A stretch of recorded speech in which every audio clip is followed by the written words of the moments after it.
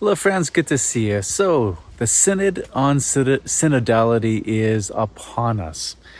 There's some that are concerned about it within the church who believe that the Synod on Synodality has actors, people involved who believe and are promoting ideas that are contrary to the Catholic faith. And do I share these concerns? Yes, I do. I don't see how one cannot see that. For example, the head of the Synod on Synodality, the Realtor General, Cardinal Hollerich, I believe, a little while ago said that the church's teaching on homosexuality is wrong, and that the issue on blessing same-sex unions is an unsettled issue. So here we have the person in charge of the synod saying things that are contrary to the Catholic faith. So I don't see how someone can say, well, there's not actors involved in the synodality process here who are pushing ideas that are contrary to the Catholic faith. I think it's clear. So what's the worst that could happen coming out of the synod? What's the worst? Now, some might say that the worst that could happen is a document that contradicts the Catholic Church's teaching. I don't think that's the worst, because that's quite easy to recognize. I mean, in fact, that would be too easy to recognize and simply reject and say, okay, look, this is clearly wrong. What I think would be the worst to come out of the Synod on Synodality is a document that just creates more confusion. That would be the worst. And not only would that be the worst, but that would also be very unloving. Because charity, one characteristic of charity is that it's clear. Charity gives clarity. Take, for example, children. I'm the father of 7. And our oldest is 12, our youngest is like just over a year. And I go to the kids and say, kids, clean up the room.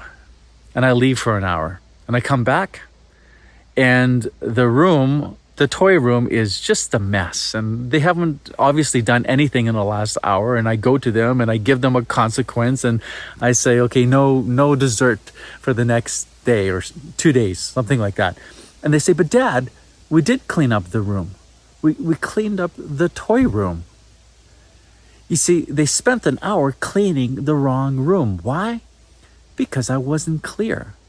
As a father, I know it's absolutely necessary and loving for me to be clear with my children when it comes to giving them direction, setting rules within the house, matters of faith and morals in the house.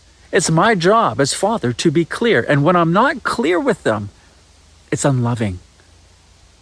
Likewise, it's the church's role, job, commissioned by Jesus Christ to be clear on matters of faith and morals. Because we're not talking about just cleaning up a room and the consequence of missing out on dessert. We're talking about matters of faith and morals that have eternal consequence, heaven or hell.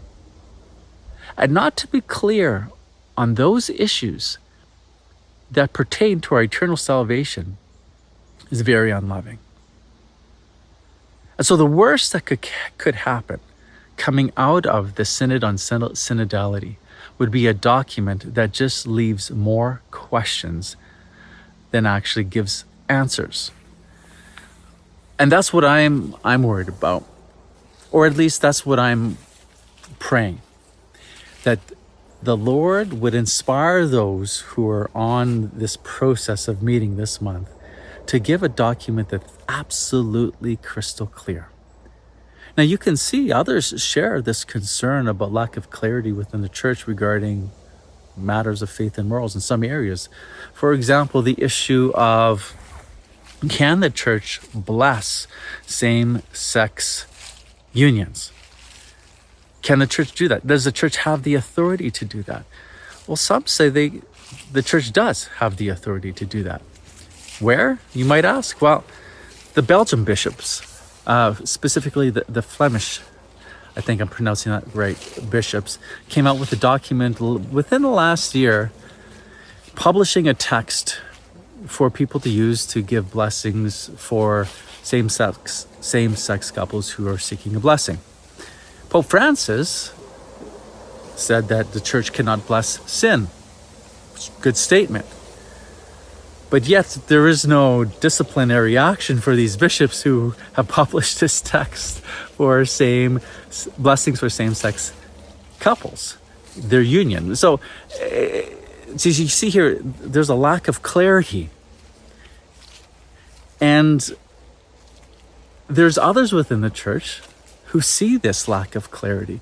Particularly, there was 5 cardinals recently that submitted a dubia to Pope Francis asking for clarity on a number of matters. One of them was specifically regarding this issue: can the church bless same-sex unions? The cardinals who submitted this dubia are called Cardinal Burke, Cardinal Brandmuller, Cardinal Joseph Zinn, Cardinal Sarah, and a cardinal from Mexico, I believe. And they just asked for clarity. A dubia is kind of a formal process where bishops or cardinals within the church can ask Vatican authorities to clarify certain matters on faith and morals. They have the authority to go to the Vatican and ask, give us clarity. And usually these questions that are presented in a yes or no format. So the cardinals asked the question about the claim that the widespread practice of blessing of same-sex unions would be in accord with Revelation and the Magisterium. It's a good question. Pope Francis responded not with a yes or no answer, gave some explanation, and then in paragraph E said, therefore, pastoral prudence must adequately discern whether there are forms of blessing requested by one or more persons that do not convey a mistaken concept of marriage. For when a blessing is requested, it is expressing a plea to God for help, a supplication to live better, a trust in a Father who can help us live better. So that was part of Pope Francis's response. I'll put the full response in the link, but some would interpret that as the Pope saying, yes, the church can bless same-sex unions. Others have interpreted his responses as, no, you can't. Certainly secular media jumped on that story and said Pope Francis has opened the door for that possibility. The whole point of this video, friends, is that what we need within the church is clarity. Clarity on matters of faith and morals. And what we need to do is pray for the Synod on Synodality, that it would give clarity to things that matter to our eternal salvation. So friends, please comment below, share with me what stood out to you and why. I appreciate that you tuned in today. It's always nice to have you here. Have a wonderful day. God bless you.